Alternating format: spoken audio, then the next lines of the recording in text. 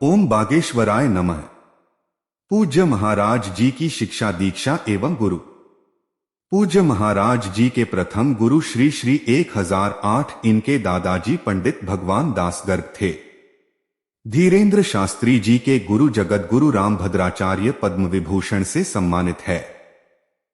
गुरु रामभद्राचार्य चित्रकूट में रहते हैं। उनका वास्तविक नाम गिरधर मिश्रा है। वह एक विद्वान, शिक्षाविद, बहुभाषाविद, रचनाकार, प्रवचनकार, दार्शनिक और हिंदू धर्मगुरु हैं। वह रामानंद संप्रदाय के मौजूदा 4 जगत गुरु में से एक हैं। धीरेन्द्र कृष्ण ने अपनी प्रारंभिक शिक्षा गांव के ही सरकारी स्कूल से प्राप्त की। उन्होंने 8वीं तक की शिक्षा अपने गांव में ही ग्रहण की, जिसके बाद आगे की पढ़ाई के लिए उन्हें 5 किलोमीटर दूर गंज के स्कूल में जाना होता था। आर्थिक अभाव के कारण 5 किलोमीटर का सफर प्रतिदिन पैदल ही तय किया करते थे। यहां से उन्होंने 12वीं तक की पढ़ाई की। इसके बाद आगे की पढ़ाई के लिए उन्होंने कला संकाय से स्नातक में दाखिला लिया, लेकिन आर्थिक अभाव और धर्म में भक्ति और आस्था के कारण उन्होंने बीच में ही पढ़ाई छोड़ दी और बाद में पूरा किया। धीरेन्द्र अपने परिवार के सबसे बड़े लड़के हैं, जिस कारण परिवार का भरण पोषण भी इन्हीं को करना होता था, जिसके चलते यह लोगों के घर में जा जाकर दान दक्षिणा मांगा करते थे। साथ ही कथा व पूजा करके घर का भरण पोषण करते थे। मात्र 9 वर्ष की आयु में इन्होंने हनुमान जी की पूजा शुरू कर दी थी। तब से ही इन पर बालाजी का आशीर्वाद बना हुआ है।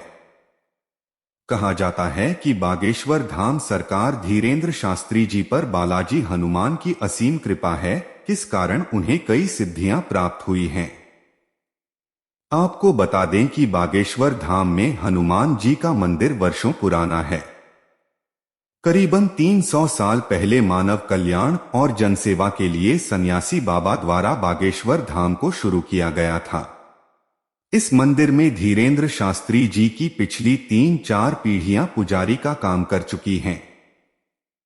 इनके दादाजी ने चित्रकूट के निर्मोही अखाड़े से दीक्षा प्राप्त की थी, जिसके बाद वे गड़ा गांव पहुंचे, जहां उन्होंने बागेश्वर धाम मंदिर का जीर्णोद्धार करवाया था। यहीं पर धीरेन्द्र कृष्ण के दादाजी भी दरबार लगाया करते थे।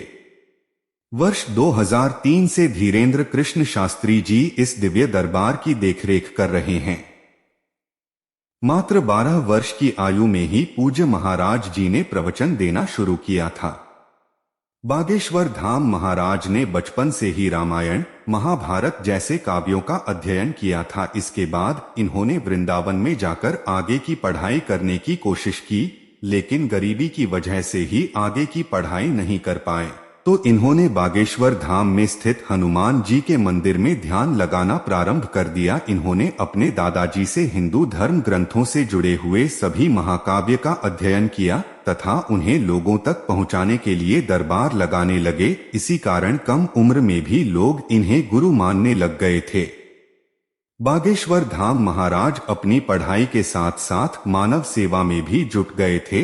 यह दूसरे लोगों की सेवा करते थे तथा कल्याण के कार्यों को करते हुए अपने आप को सौभाग्यशाली समझते थे।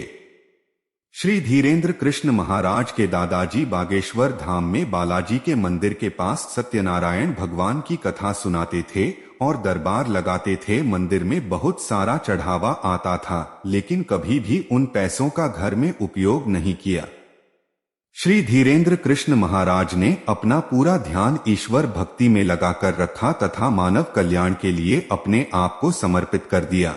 बचपन से ही भक्ति करने के कारण इन्हें कई सिद्धियां प्राप्त है, क्योंकि उनके दरबार में लगाई हुई अर्जी कभी भी विफल नहीं होती है। यह लोगों की समस्या उनके बोलने से पहले ही बता देते हैं तथा समस्या का निवारण भी कर देते हैं। इसी कारण लोग श्री धीरेन्द्र कृष्ण महाराज को चमत्कारी महाराज तथा बागेश्वर महाराज के नाम से जानते हैं। इनके भव्य दरबार में लोग बड़ी दूर से आते हैं। लोग भारत ही नहीं अपितु पूरे विश्व से यहाँ के दरबार में आते हैं। लेकिन एक दिन बालाजी महाराज की आज्ञा और कृपा से उन्हें उनके दादाजी श्री श्री दादा गुरु जी महाराज का सानिध्य प्राप्त हुआ और दादा गुरु के आशीर्वाद और आदेश से महाराज श्री बालाजी महाराज की सेवा में जुट गए। सन्यासी बाबा और इस धाम की महिमा को दुनिया भर में फैलाया और आज इसका नतीजा है धाम पर हर मंगलवार और शनिवार को पहुंचने वाले लाखों श्रद्धालुओं की भीड़। जन कल्याण और समाज कल्याण के कार्यों के क्रम में जिस तरह से मानव जाति का कल्याण होता आया है, इसके लिए युगों युगों तक गुरुदेव के संकल्प और उनकी कीर्ति याद रखी जाएगी। अपने लिए ना जी कर दूसरों के लिए जिए, दूसरों के लिए कुछ करने के संकल्प के साथ अपना पूरा समय मानवता की सेवा में दे, ऐसे महापुरुष संत को बारंबार नमन।